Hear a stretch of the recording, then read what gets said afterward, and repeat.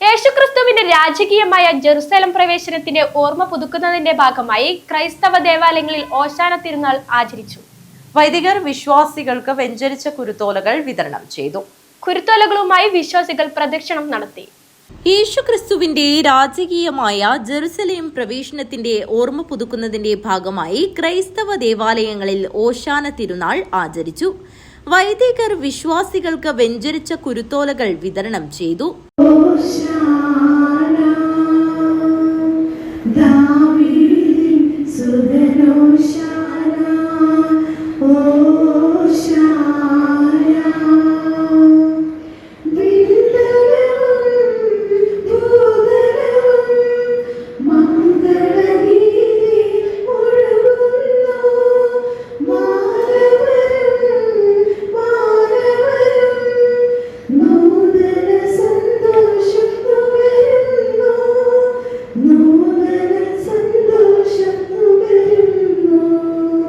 കുരുത്തോലകളുമായി വിശ്വാസികൾ പ്രദക്ഷിണം നടത്തി.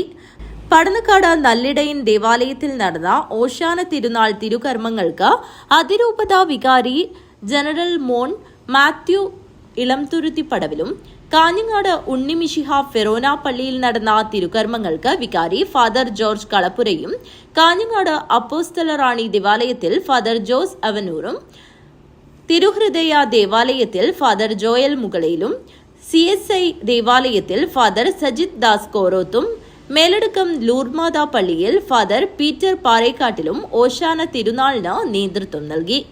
News bureau, Kanhangad.